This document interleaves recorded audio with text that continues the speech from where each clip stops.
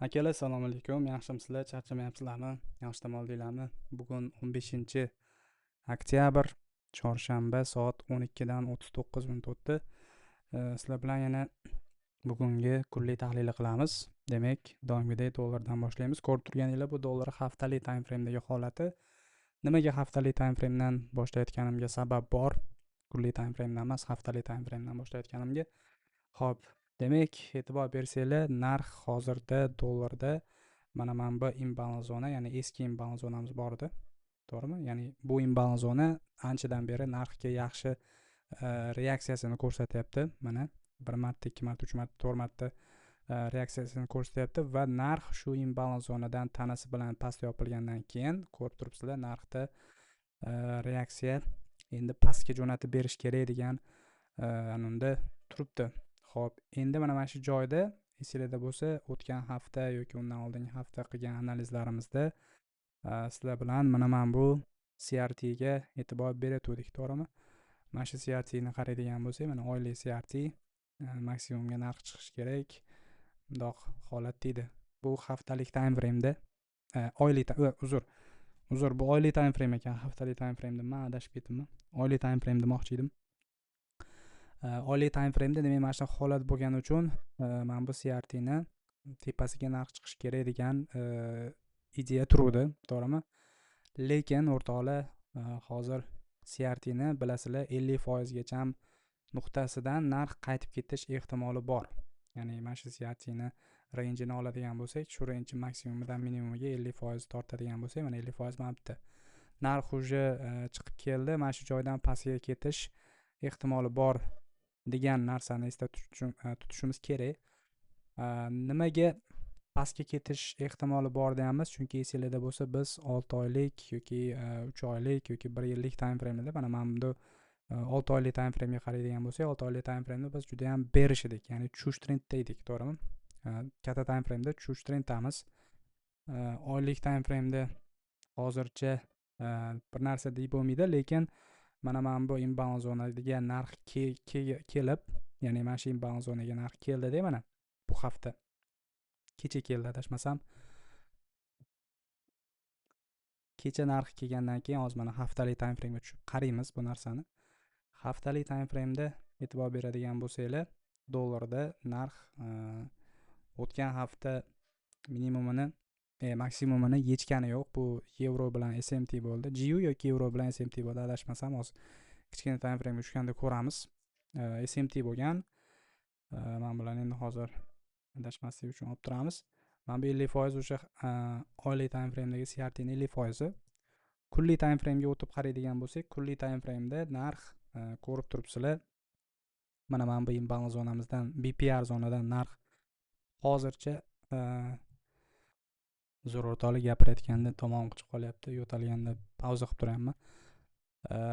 Mana shu BPR zonamizdan narx reaksiya olib pastga qarab ketyapti va mana bu joyda bizda SMT bo'lyapti. Mana SMT'miz bo'ladigan bo'lsa, qiladigan bo'lsa, SMT bo'lyapti-da. Mana bu kunlik time frame'dagi imbalans zonalar, mana bu imbalans zonalarga narx kelayotganini ko'rishimiz mumkin. Narx shu imbalans zonaga kelganida yana biz dollarni tepaga qarab ketishini kutishimiz kerakmi degan savol turibdi o'rtoqlar. Va bu savolga javob nima bo'lishi mumkin? Dollardagi mana bu anaqa nima deydi? Trend, ya'ni tepaga chiqqan trend, bu shunchaki katta time frame'dagi korreksiya deb olayotgandik. Esingizda bo'lsa, to'g'rimi? Katta time frame'dagi korreksiya. Mana bu CRT high, ya'ni o'sha oylik time frame'dagi CRT high maksimumni yechib, keyin pastga ketish kerak baribir degan anada turuvdik. Analiz qilib turuvdik. Lekin hozir mana bu kunlik time frame'dagi hozir yevroga ham, GU ga ham qaraganimizda tushunib olasizlar, yaxshiroq tushunsa bo'ladi u GU yevroga qaraganda. Demak, haftalik time frame'da dollarda mana bu o'sha hozirgi haftalik time frame'imizda narx mana bu haftalik candle'imiz ichida turadi. To'g'rimi? Mana shu candle tepasiga chiqish kerak narx maksimumga 100-257 zonamiz buy side zona bo'lib qola oladi deb kutayotgandik sizlar bilan, esingizda bo'lsa. lekin hozircha mana bu hafta bo'layotgan price action, ya'ni dushanba seshanba biz manipulyatsiya ko'rdik, chorshanba kuni endi market o'zini o'sha xohlagan o'zi xohlaydigan joyga yurayotganga o'xshab turibdi. Shuni inobatga olib kunlik time frame'da mana shu holat bo'ladigan bo'lsa, 4 soatlik time frame'ga tushib qaraydigan bo'lsak, 4 soatlik time frame'da kecha sizlar bilan market tahlilini qilganimizda esinglarda bo'lsa, narx mana bu buy side'ga, mana bu buy side'ni yechish kerak degandik. Lekin u buy side'ni yechish o'rniga narx nima qildi? Narx mana bu CRT sizlar bilan kecha gaplashgan CRT'miz bu tugadi. To'g'rimi? CRT mana bu joyda mana tanasi bilan yopiluvdi, CRT уже tugadi. Lekin mana bu joyda SMT hosil bo'lyapti. Ya'ni hozir SMT GU bilan hosil bo'lyapti. Shu SMT hosil bo'lyapti-da, narx keyin pastga ko'ryapsizlar, polni tushuvchi kenderlar bilan pastga qarab tushib ketyapti. Bu o'z-o'zidan bizga trend o'zgardimikan degan anaqani beradi. Nima ideyani beradi, to'g'rimi? O'shaning uchun hozir dollarda hozir aytganimdek yana mana bu imbalans zonadan mana 4 soatlikda ham katta imbalans zona bor ekan. Mana ko'rib turibsizlar, dollar mana shu imbalans zonadan reaksiya olyapti. Kunlik time frame'dagi BPR dan ham, to'g'rimi? Narx endi hozir GU ga va EU ga qaraganimizda tushunib olasizlar nimaga bunaqa bo'layotganini. Endi mana shu holatda xuddi shu joyda GU ga qaraydigan bo'lsak, GBP USD ga misol uchun 4 soatlik yo'q, haftalikda qaraylik mana. Haftalik time frame'da qaraydigan bo'lsak, GU da ko'rishimiz mumkinki, narx o'sha katta time frame'da qarasak ham, ya'ni 6 oylikda yoki 3 oylikda qarasak ham narx bullish, to'g'rimi? Ya'ni o'suvchi trenddamiz. Mana 3 oylikda ham, 6 oylikda ham o'suvchi trenddamiz. Order flow'imiz o'suvchi trend. Narx tepaga qarab ketishi kerak. 1 oylik time frame'ga qaraydigan bo'lsak, 1 oylikda mana bu narx o'sha sizlar bilan o'tgan safar gaplashgan mana bu CRT emas mana. Mana bu CRT ning minimumi, CRT ning maksimumi. Biz kutayotgandik narxi pastga mana bu CRT ning minimumiga tushishini. Lekin narx ko'rib turibsizlar 50% ga уже keldida, qanaqadir darajada ana olyapti. Nima deydi? Reaksiya olyapti 50% dan va o'tgan oygi minimumini yechgandan keyin mana narx hozircha sal orqaga qaytyapti. Bizda mana shu ideyani podдержка qiladigan haftalik time frame'ga o'tib qaraydigan bo'lsak, haftalik time frame'da narx mana bu haftalik kendelimiz, ya'ni o'tgan hafta maksimumini o'tgan hafta minimumini yechdi narx. O'tgan hafta minimumini yechdi va biz haftalik time frame turganimiz uchun 4 soatlik time frame'ga chiqib qaraydigan bo'lsak, bu yevro bilan GU bilan yoki yevro bilan ham SMT, mana yevro bilan ham SMT, ya'ni yevro mana buni yecha olmadi, ya'ni o'tgan haftani minimumini yevro yecha olmadi, GU yechdi. Va bu yoqda kecha men mamtga ana qo'ydim, limit qo'ydim, to'g'risi. Swing trade qilaman deb mamtga limit qo'ydim, olmasdan ketdi. Bunday qilib men buni target qilmoqchi edim o'zimcha. Точно bunaqa uzoq ushlab tura olmayman. Lekin mana bu qaytib keladi, keyin tepaga ketadi deb birinchi model CRT model 1 bo'yicha marketga kirmoqchi edim, lekin limit olmasdan tepaga qarab ketdi. Atmen bo'ldi o'sha. Yevroda, GUda hozircha mana shu holat. Ya'ni trend o'zgardi men uchun. Tushunyapsizlar? Kunlik time frame ga e'tibor berib qaraydigan bo'lsak, kunlik time frame'dagi CRT'miz, ya'ni nima edi? Qaysi CRT modelga to'g'ri keladi? CRT darsligini ko'rganlar men uchun tushunishadi. Inside bar CRT, ya'ni mana bu candle ichida bir kun yurdik. Ikkinchi kunimiz CRT ning minimumini yechib, tepaga maksimumini ham yechdi mana. To'g'rimi? Ya'ni boshqacha yo'nalishda qaraydigan bo'lsak, market maker sell model bilan narx tushib kelib, market maker buy model bilan narx tepaga chiqib ketdi deb olsa ham bo'ladi. Xo'p, endi mana shu joyda kunlik time frame'da to'g'ri narx sal xunuk turibdi, lekin agar ertaga payshanba kuni narx bundoq kelib turib, pastga ozgina manipulyatsiya qilib keyin tepaga chiqib berishini kutyapman hozircha men, to'g'risi. Ertaga narx mana shunaqa holat bo'ladi degan anaqam bor, analizim bor. Chunki bunga sabab haftalik time frame'da CRT hosil bo'lyapti degan anoyim bor. Ya'ni mana bu hafta hozir bu hafta mana shu candle ichida yopiladi, range ichida. Mana bundan tepada yopiladi tanasi bilan. Keyingi hafta ochiladigan candle'imiz mana bu CRT ni mana bu maksimumni target qiladi degan anaqa bor. Analiz bor. Nimaga? Bunga sabab 4 soatli time frame'da уже trend o'zgardi. Birinchi model уже trend o'zgardi. Nima deydi? CIST bor. Change in state delivery degan narsa bor. SMT bor, CIST bor, bo'ldi. Narx trend o'zgardi. Endi biz buy kutamiz narxda degan anaqa bor. Shuning uchun iloji boricha mana 1 soatli time frame'ga qaraydigan bo'lsak, 1 soatli time frame'da mana bu o'sha haftalik time frame'dagi CRT ni maksimumi. Tepadagi buy side'larni qaraydigan bo'lsak, buy side'lar juda ham chiroyli buy side'lar bor, to'g'rimi? Mana buy side'larga e'tibor bersak, buy side'lar bor. Mana GUdagi holat bo'yicha narx to'g'ri sal korreksiya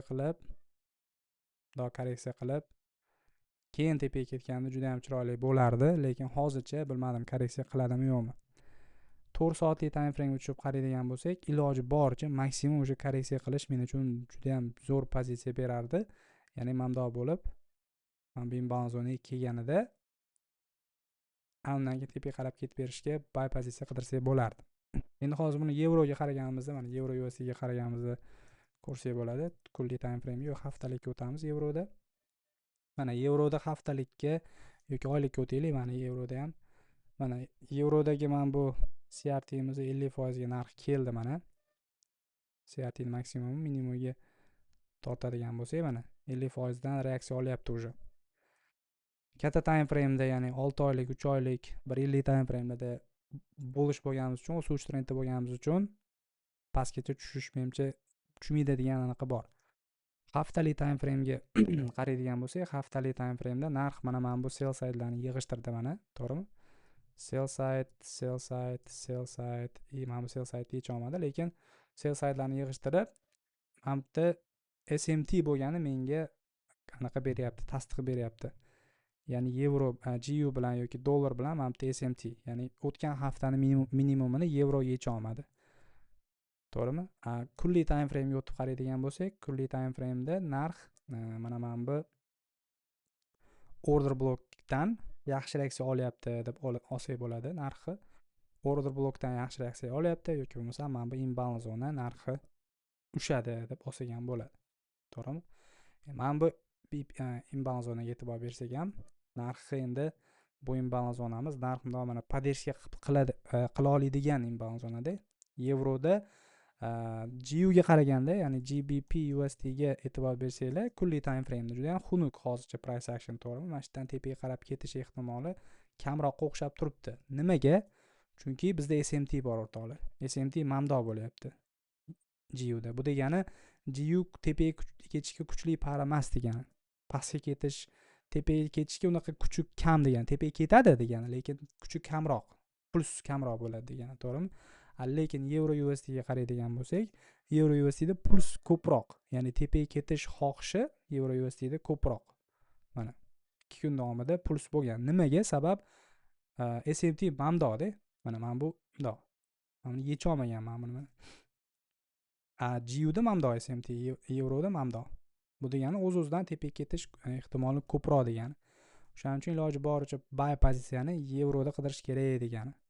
To'g'rimi? Endi 4 soatlik time frame ga tushib qaraydigan bo'lsak, 4 soatlikda mana bu to'g'ri SMT qo'yganmanmi? Точно yechmaganmiz, yechmagan mana. Xo'p, 4 soatlik time frame ga qaraydigan bo'lsak, 4 soatlikda mana ko'rishimiz mumkin. Narx o'sha GU bilan SMT, dollar bilan SMT. Mana bu joyda bizda nima bor ekan? BPR imbalans zonamiz bor ekan. Narx imbalans zonadan tanasi bilan tepada yopilgandan keyin keyingi candleimiz pozitsiya anaqa nima deydi, pozitsiya emas, support olib, podдержка olib tepaga qarab ketyapti. O'tgan hafta mana bu CRT'miz juda ham chiroyli qilib berdi. Juma kuni esinglarda bo'lsa, tepagacha chiqmasa kerak deb o'yladim, lekin tepaga chiqib berdi. Mana bu joydagi CRT ni, mana bu to'rtburchakning ichidagi CRT haqida sizlarga darsga chiqadi xudo xolisa bu hafta. Shu darslikda o'rgansanglar bo'ladi. 159 degan model bor, core model bor CRT ni, ya'ni vaqt bilan ishlash. O'shani o'rgataman xudo xolisa bu hafta.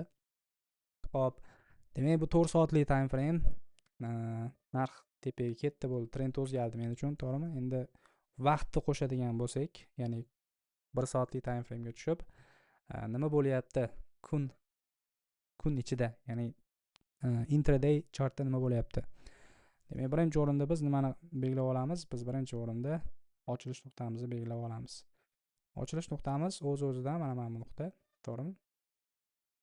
Opening price ochilish nuqtamiz bo'ladi va kunni tugash nuqtasini belgilab olamiz. Tugash nuqtasi bu soat 12:00 kelayotgan. Okey, xo'p. Bizda 4 soatlik time frame'dagi haligi mana bu imbalans zonamizni ko'rinadigan qilishimiz foydaliroq 1 soatlik time frame'da. Nimaga? Chunki biz bilamiz, narx уже 4 soatlik time frame'da mana shu imbalans zonadan reaksiya olib bo'ldi. Bu degani narx endi mana shu imbalans zonaga tushish ehtimoli kam degani, уже tepaga ketaversa bo'ladi degani. Nimaga? Chunki 4 soatlik time frame'da narx уже поддержкani olib bo'ldi. Mana bu imbalans zonaga tushishi shart emas degani.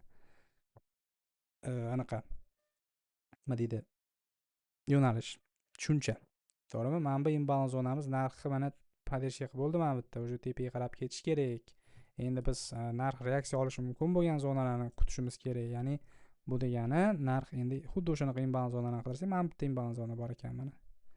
To'g'rimi? Mana bu imbalans zonaga e'tibor bersak, narx bir marta reaksiya olgan. Demak, keyingi ochiladigan 4 soatlik candle'imiz mana shu imbalans zonadan tepaga qarab ketish kerak degan uni olsak bo'ladi.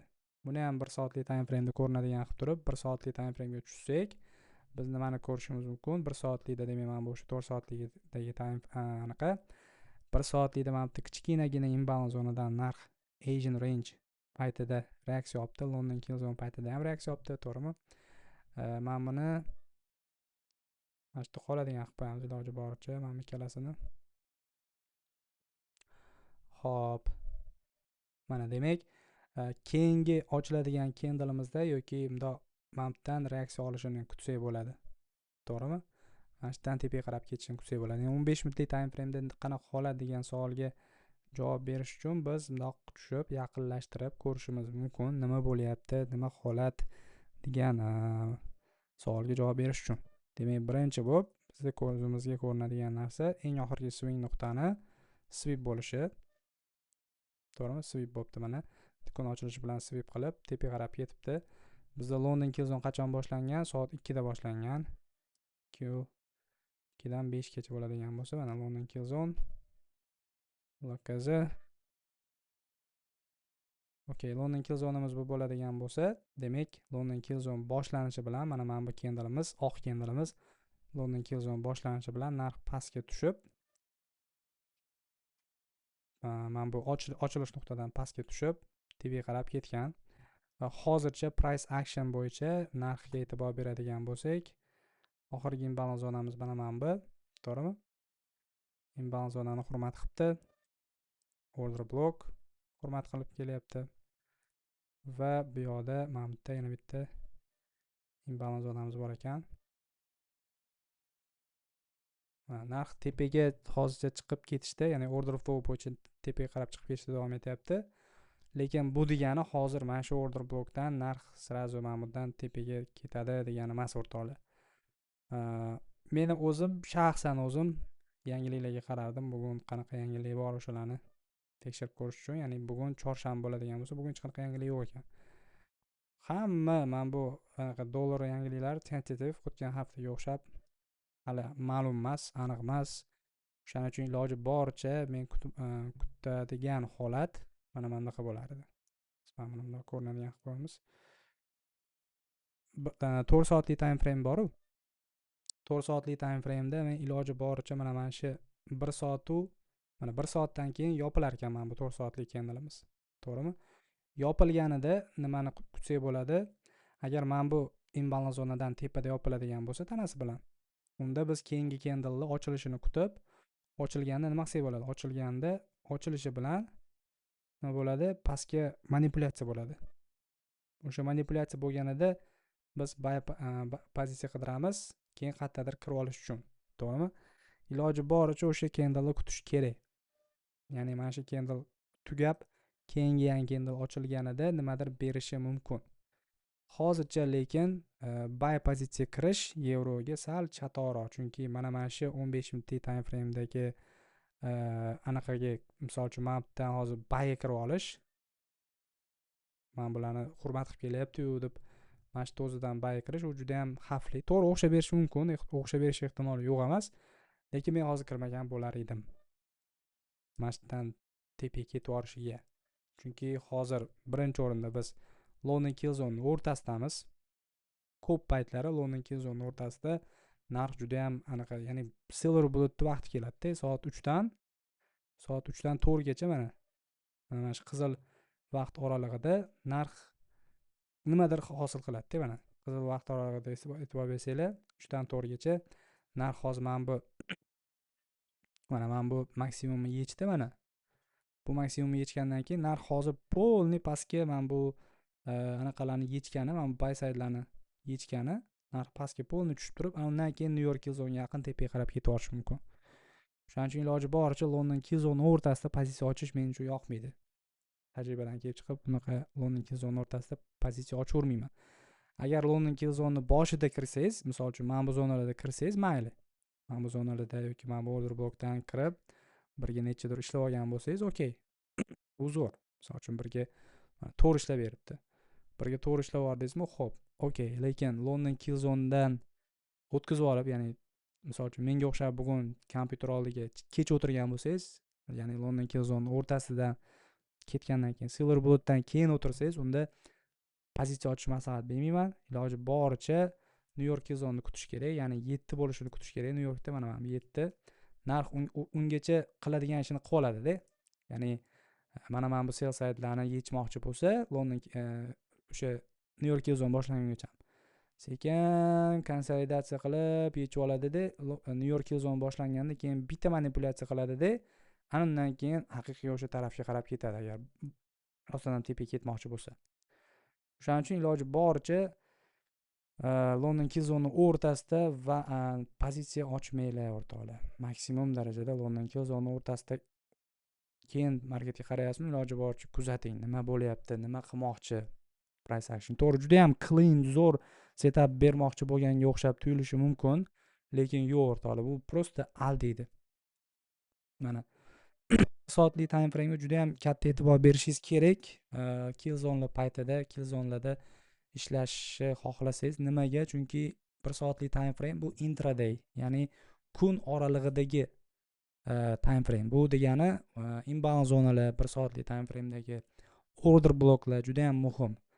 Nima demoqchiman bu bilan? Misol uchun men bu 4 soatli time frame'dagi men bularni olib tashlaydigan bo'lsak, chalg'itmaslik uchun 1 soatli time frame'da bizda misol uchun men bu inbound zona hosil bo'lgan. To'g'rimi? Hozir. Demak, shu inbound zonani biz endi nima qilishimiz kerak? Bu inbound zonamiz London Killzone paytida paydo bo'ldimi? Demak, endi bu inbound zonamizni biz kutishimiz kerak. Ya'ni men bilan o'chirib tashlaydigan bo'lsam, chalg'itmaslik uchun. Mana bitta bu 1 soatli time frame'dagi mana shu inbound zonamiz hosil bo'ldimi? Demak, biz endi New York Killzone'da narxi mana shu yerga kelib, misol uchun hozir bunday o'yin qilib, tepaga manipulyatsiya qilib ozgina buy kirganlarni New York Killzone'gacha kelib, stoplarni olib, undan keyin mana shu 1 soatli inbound zonadan narx tepaga qarab ketishini kutsak bo'ladi-da, iloji boricha. Tushunyapsizlarmi? O'shaning uchun 1 soatli time frame'dagi zonalar juda ham muhim zonalar bo'ladi. E'tibor berish kerak. Hozir misol uchun mana shu narx bugun mana necha soat qoldi? 2 soat qolgan bo'lsa, ya'ni yana ikkita candle bo'ladigan bo'lsa, 3 soat qolibdi New York Killzone boshlanishiga. Bu soat vaqtida misol uchun 1 soat mana bu hozirgi candleimiz mana bu yerga yopilishi mumkin, mana bu holat bo'lib, mana bu inbound zonaga kelmasdan. Ikkinchi ochilgan candleimiz ham bundoq bo'lishi mumkin. Mana bu inbound zonaga kelmasdan. Lekin uchinchi ochilgan candleimiz narx mana bu yerda yopiladigan bo'lsa, bundoq ochiladi-da, manipulyatsiya qilib, ya'ni o'sha New York Killzone paytida. Undan keyin tepaga qarab o'zini o'sha xohlagan joyiga qarab ketib yopilishi mumkin. Biz sizlar bilan mana shu zonada buy pozitsiyaga kirishga harakat qilishimiz kerak. Hozir buy pozitsiyaga kiradiganlar adashadi. Hozir misol uchun mana bu yerda 15 minutlik time frame'dagi price actionga e'tibor berib, buy pozitsiyaga mana tepaga qarab ketadi deb kirayotganlar London Killzone'ni уже yarmidan keyin kirgani uchun, ya'ni Silver Bullet vaqtidan keyin kirgani uchun narx hozir pastga qarab ketib, stoplarni urib, undan keyin New York payti tepaga qarab ketishi kerak. Tushunyapsizlar? O'shaning uchun iloji boricha hozir aytganimdek, menimcha bir 5 marta aytdim. London Killzone'ni yarmigacha уже pozitsiyaga kira olmadingizmi, ya'ni soat New York vaqti bilan 3 yoki 4 gacha pozitsiyaga kira olmadingizmi, setup topa olmadingizmi yoki kech o'tirdingizmi kompyuter oldiga, chart oldiga, bo'ldi, уже to'xtating pozitsiya ochishni, pozitsiya qidirishni. Kuting New York Killzone'ni. New York Killzone soat 7 dan 10 gacha bo'lgan vaqt oralig'ida pozitsiya oching. Soat 7 dan 10 gacha bo'lgan vaqt oralig'ida pozitsiya ocha olmadingizmi, ya'ni ishingiz bo'lib qoldi yoki nimadir bo'ldi, soat New York vaqti bilan aytyapman o'rtoqlar, bu Toshkent vaqti bilan emas. New York vaqti bilan soat 7 dan 10 gacha bo'lgan vaqt oralig'ida pozitsiya ocha olmadingizmi, bo'ldi. Уже ertasi kunni kuting London Killzone'ni. Tushunyapsizlar? Chunki bunga sabab London Killzone'ni yarmidan keyin New York Killzone'gacha yoki bo'lmasam London Killzone ochilmasdan oldin, umuman Killzone'dan tashqarida bo'lgan vaqt oralig'ida narx trendga qarshi ish qiladi. Ya'ni manipulyatsiya qiladi ko'proq. Tushunyapsizlar? Noto'g'ri kirib qolgan odamlarni chiqarib yuborishga harakat qiladi narx. O'shaning uchun iloji boricha New York Killzone, London Killzone'ni boshlanishi paytida pozitsiyaga kirish kerak. Mana hozir men bu 15 minutlik time frame'da pozitsiyaga kirganlar, misol uchun men bitta hozir o'sha haligimda ko'rsatib berdim-ku, order blockdan reaksiya olyapti, u yoq bu yoq deb. Men bu order blockdan hozir kichkina time frame'da balki kimdir pozitsiyaga kirgandir, 5 minutlik time frame'da misol uchun. Mana men bu imbalans zonadan mana reaksiya yaxshi oldi, men bu imbalans zonadan narx deb, men bu zonadan kimdir balki buy kirgandir, stop lossini men bunga qo'yib, to'g'rimi? Targetim mundoq qilib. Men bunaqa holat bo'yicha marketga kirmasdim. To'g'ri, o'xshab berish ehtimoli yo'q emas, hozir to'g'ri tepaga ketib borishi ham mumkin, lekin mana men bu time frame'ga e'tibor beradigan bo'lsak, 15 minutlik e'tibor bering misol uchun. Hozir nima qilamiz? Mana bir 10 ta candle ko'rinadigan qilib qo'yib bo'pti. Mana 15 minutlik time frame'da mana ko'rib turibsizlar, holatni juda ham xunuk. Mana bu yangi ochilgan candle'imiz o'sha tepaga manipulyatsiyani qilib bo'ldi. Pastga qarab tushish ehtimoli, mana bu sell side'larni yig'ishtirganda tushish ehtimoli juda ham katta. Qanaqa indikator ishlatyapsiz degan odamlarga, deydigan odamlarga точный so'raysizlar, aniq bilaman. Mana ICT higher time frame candles FADI degan anaqa nastroykasi. Men faqat bitta nastroykani ishlataman, ya'ni bitta time frame ishlataman. Men bilan uni o'qisangiz g'alati bo'lib ketadi, o'sha bardak bo'lib ketadi. Clean bo'lish uchun iloji boricha bitta time frame ni yoqib qo'ying-da, keyin o'zingizga kerakli time frame ni shunaqa qilasiz. Misol uchun hozir 4 soatlik time frame ni ko'rmoqchi bo'lsangiz, 4 soatlik time frame, mana agar bitta candle ni ko'rmoqchi bo'lsangiz, mana bu 10 ni o'chirib bir qilasiz. Hozir turgan danniy momentdagi 4 soatlik candle ko'rsatadi, yoki bo'lmasam kulliyni o'tkazadigan bo'lsangiz, kulliyni ko'rsatadi. Mana bitta, agar 3 ta kunlik time frame'dagi 3 ta candle ko'rmoqchi bo'lsangiz, 3 bosasiz, 3 ta candle ko'rinadi. Mana ko'ryapsizlar, juda ham zo'r indikator bitta monitor ishlatadigan odamlar uchun yoki bo'lmasam CRT bilan ishlaydigan odamlar uchun. Umuman ICT bilan o'sha marketni ochilishi, ya'ni candle ochilish maksimum nuqta, minimum nuqtasini bilmoqchi bo'lgan odamlar uchun juda ham bir keraklik anaqa o'rtoqlar. Ishlatishinglarni maslahat beraman. Nastroykasi mana ranglarni o'zingizda to'g'rilab olasizlar. Pastlari o'sha o'chirilgan hammasi. Menda mana screenshot qilib olsanglar bo'ladi. Keraksiz narsalar bor, конечно, fair value gap, imbalanslarni ko'rsatadigan, no menga kerak emas bu narsalar. Iloji boricha clean bo'lish uchun, ya'ni chiroyli turish uchun, chalg'itmaydigan darajada turish uchun mana shu nastroyka menda. Shunaqa gaplar o'rtoqlar, voshe uzoq anaqa bo'lib ketdi, yarim soatlik video bo'lib ketdi. Men bu pozitsiya hozir ochinglar deb qo'yib qo'ymadim. Agar e'tibor bermagan bo'lsanglar, hozir ochinglar degan emas o'rtoqlar bu. Yana ocha olmanglar. Shunaqa gaplar. Og'alar, charchamanglar, Telegram kanalga o'tib a'zo bo'lsanglar bo'ladi. Ertaga xudo xolasa yana market tahlilini boshlaymiz. Agar sizga prop firmadan shot olmoqchi bo'lsangiz, men hozir ishlayotgan Funded Next maslahat beraman. Videoning tagida silka orqali o'tib, shot olib ishlasanglar bo'ladi. Hammaga omad, charchamanglar. Sizlar bilan xudo xolasa keyingisida ko'rishamiz. Kuningiz yaxshi o'tsin.